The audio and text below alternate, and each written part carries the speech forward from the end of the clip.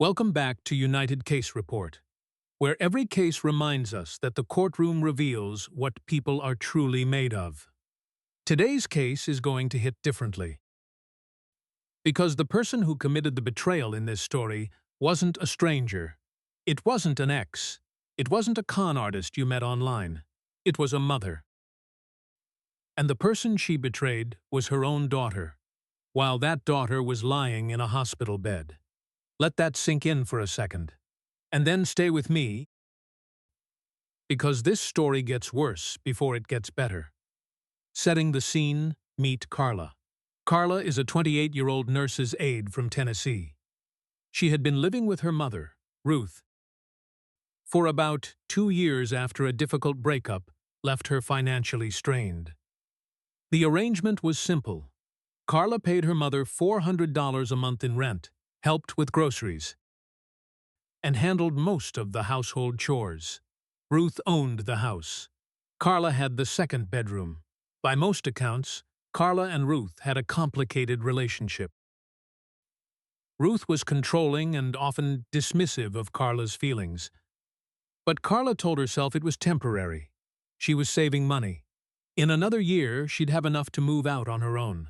Then, in late October, Carla was rushed to the hospital with a severe kidney infection. It was serious enough that she was admitted for 11 days. She had a high fever, could barely walk, and spent the first 4 days barely conscious. She didn't even bring her phone charger. She thought she'd be home in a day or two. While she was gone. On day 3 of Carla's hospital stay, Ruth made a decision. She posted Carla's bedroom on a local rental app. She described it as a furnished private room available immediately. She listed the monthly rate at $550. That's $150 more than Carla had been paying. By day 5, a man named Derek had moved in. Ruth had taken Carla's personal belongings, her clothes, her books, her photo albums, her jewelry box, and packed them into trash bags. She put those bags in the garage. Derek, who had no idea about any of this, was sleeping in Carla's bed, using Carla's dresser, and storing his food in Carla's section of the refrigerator. When Carla's friend tried to drop off some items at the house on day 7, Ruth told her at the door, "Carla doesn't live here anymore." Carla finds out. Carla found out on day 9, when she finally had enough energy to call her mother from the hospital phone. She asked when Ruth could come pick her up at discharge. Ruth said, "You'll need to find somewhere else to go. I've rented the room." Carla thought she was hallucinating. She asked Ruth to repeat herself. Ruth did. Same words, same flat tone. Carla said, "Mom, I've been in the hospital. I'm sick. Where am I supposed to go?" Ruth said. "That's not really my problem, Carla. You weren't paying rent." Carla had, in fact, paid rent for that month already. She had a bank transfer record to prove it. She was discharged 2 days later with no place to go. A coworker took her in. Carla had nothing. No clothes except what she'd been admitted in. No toiletries, no personal items. Everything was in trash bags in Ruth's garage, and Ruth refused to let her come pick them up without scheduling an appointment. The lawsuit Carla filed a claim in small claims court. She sued for the cost of her stolen rental month, $400, plus the replacement value of personal items Ruth had damaged by improperly storing them in the garage, where several boxes of photographs had been damaged by moisture. She also claimed the security deposit she had paid when she first moved in, which Ruth had never returned. Total claim, $2,800. Ruth came to court with a very different version of events. She claimed Carla had verbally agreed to move out before her hospitalization. She said the trash bags in the garage were Carla's own packing, not Ruth's. She said the photographs were already damaged before she stored them. And she said the security deposit had been used to clean the room after Carla left it in poor condition. Every single one of these claims was contradicted by evidence. In the courtroom, Judge Judy reviewed the bank records showing Carla's rent payment for that month. She reviewed text messages in which Ruth never mentioned any move-out agreement. Voiceover. She reviewed a photo taken by Carla's friend at the door on day 7, showing a man's shoes in the hallway and a different comforter on the bed visible through the open door.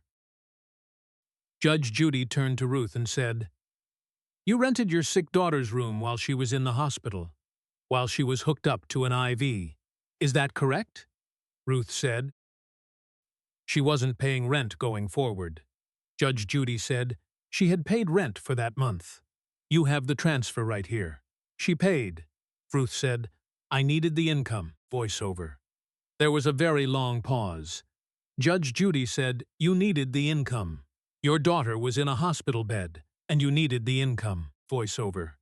"So you packed her life into garbage bags and rented her room to a stranger." Ruth said, "She's an adult. She can take care of herself." Judge Judy looked at her for a moment without speaking. Voiceover. Then she said, "Being an adult does not mean your mother gets to throw you out while you're hospitalized. That is not a legal argument. That is barely a human one." The verdict judgment for Carla. Voiceover. Full $2,800 awarded.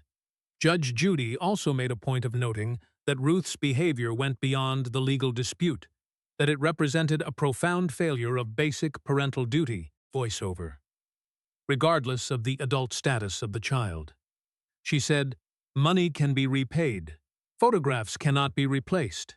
The damage you did to those memories is something no court can fully compensate." Voiceover. Outro? Reflection. There are moments in these cases where the legal outcome almost feels beside the point. Because yes, Carla got her $2,800, but she also learned, definitively, voiceover, that her mother was willing to leave her with nothing during one of the most vulnerable moments of her life. That knowledge is its own kind of loss. What happened to Derek? Voiceover. The man who rented the room? When Carla's friend explained the situation to him, he immediately moved out and actually helped Carla retrieve her belongings from the garage. He left a note apologizing. Voiceover. He had no idea. Carla eventually found her own apartment. She has not spoken to Ruth since the court date. Some bridges, once burned, stay burned. And sometimes, that's okay. Voiceover. This has been United Case Report. Subscribe for daily courtroom stories and drop a comment below. Should Carla ever forgive her mother? We want to hear what you think. See you in the next case.